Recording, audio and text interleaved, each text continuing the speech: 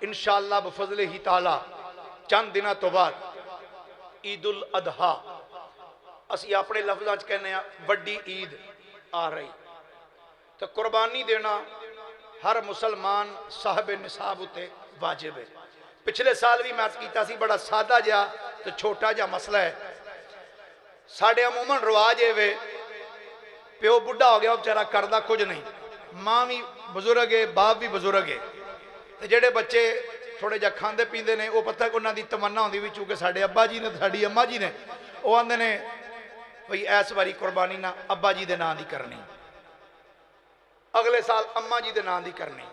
याद रखो जेड़ा बंदा साहिब निसाब है, कमांदा है, घर का सरबराह है, कुर्बानी करना ओदे ते वाजिब है। मिसाल दे देना, मेरे घर के अंदर मेरी वालदा साहब वो साढ़े विच वड्डियां हैं, लेकिन इस टाइम सरबराह घर दा मैं हाँ। कुर्बानी करना मेरी वालदा ते वाजिब नहीं, उन्हां ते इस सूरत च वाजिब है कि अगर उन्हां दे कोल पूरा हक होवे, उन्हां दे कोल दौलत होवे, पैसा होवे, साहिब निसाब होण ते फिर उन्हां ते भी वाजिब है। अगर उन्हां वो साहिब निसाब नहीं, साहिब हसीयत नहीं, तो फिर साहिब निसाब मैं हाँ, साहिब हसीयत भी मैं हाँ, घर का सरबराह भी मैं, तो फिर कुर्बानी करना मेरे ते वाजिब है। अगर मैं चाहां कि अपनी वालदा दे नाम की कुर्बानी करनी तो फिर मैनू दो जानवर लेने पैणगे, एक जानवर अपनी वालदा वास्ते ते एक जानवर अपने वास्ते। अगर मैं आखा कि नहीं मैं अपनी वालदा वास्ते कुर्बानी देनी, मैं नहीं देनी, तो मैं मुजरिम होवांगा। क्यों कि कुर्बानी करना मेरे ते वाजिब सी, मेरी वालदा ते वाजिब नहीं सी। इवें ही कुछ दोस्त कहते हैं जी साढ़े अब्बा जी फौत हो गए, अब्बा जी वास्ते कुर्बानी देनी, तो फिर भी दो जानवर लवो। एक जिहड़ा बंदा जिंदा जिहड़ा घर का सरबराह है उहदे ते कुर्बानी वाजिब है, वो अपनी तरफों देवे, जिहड़ा फौत हो गया उहदे वास्ते एक होर जानवर लैके देवे। इस वास्ते इन्हां चीज़ां नहीं। अगर घर के अंदर 5 अफराद ने तो 5 बंदे ही साहब हसीयत साहब निसाब ने, तो यह नहीं ठीक है भाई कोई कुर्बानी दे दो सारे बरी नहीं, 5 बंदियां तो कुर्बानी वाजिब है। अगर 5 बंदे ही साहब निसाब ने, साहब हसीयत ने, तो 5 बंदियां तो कुर्बानी वाजिब है। एक नाल काम नहीं चलेगा, एक जिदे नां दी दे दी वो तो बरी हो गया, बाकी 4 बंदे गुनाहगार होणगे। आखिरी मसला है कि कुर्बानी कर दे हो तो करन तो बाद, पिछले साल भी मैं अर्ज किया सी ते इस बारी भी अर्ज कर दिया, कुर्बानी करन तो बाद सारा गोश्त चुक के फ्रिज च उतले खाने च नहीं ला लेना। हसान वास्ते नहीं कहता, शायद कि तेरे दिल में उतर जाए करीबा। एक बंदा मैनू आंदा जी मौलवी साहब ये जड़ा गोश्त कुर्बानी का मुहर्रम के महीने खा लेना चाहिए।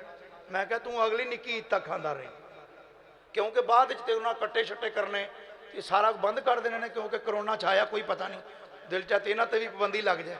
खुदा का खौफ करो, जिस मालिक ने तेन हुण खाने वास्ते दिता है उस मालिक ते तवक्कल रखो, तेन अगले दिन भी अता फरमा चढ़ेगा।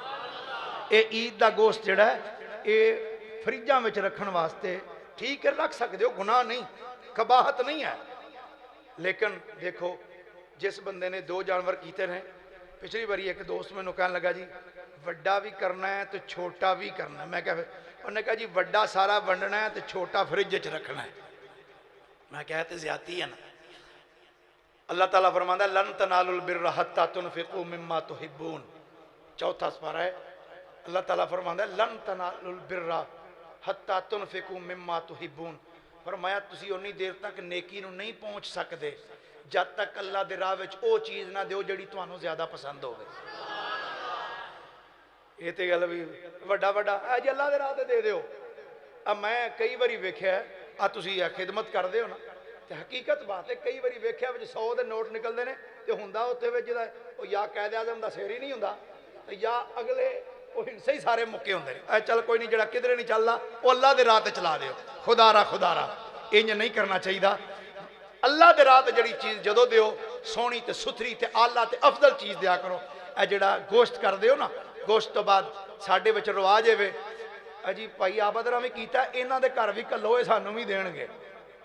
पीर साहब ने किया, इन्होंने भी छोटा दो, साढ़े वाल भी छोटा कलणगे। इन्हें 2-3 किए होने ने, प्लेट भर के कलिया जे साढ़े वाल को 5-7 किलो कलणगे। इंज नहीं, जिन्होंने किया उन्होंने तो अगे ही कर लिया। ख्याल करो जिन्हें नहीं किया उन्होंने घर भेजो। कई ऐसे भी लोग हैं ने, हकीकत बात जे कभी अपने मुआशरे में अपने आप तो हट के भी कभी किसी को वेखना, तेरे मुआशरे अंदर कुछ लोग ऐसे भी हैं ने जेडे बेचारे साल बाद गोश्त खाते हैं। ईद ईद तो ऐसे मौके के उत्ते उन्होंने गरीबों ना भुलिया करो, उन्होंने भी याद रखा करो। अल्लाह की बारगाह च दुआ, अल्लाह अमल की तौफीक अता फरमाए।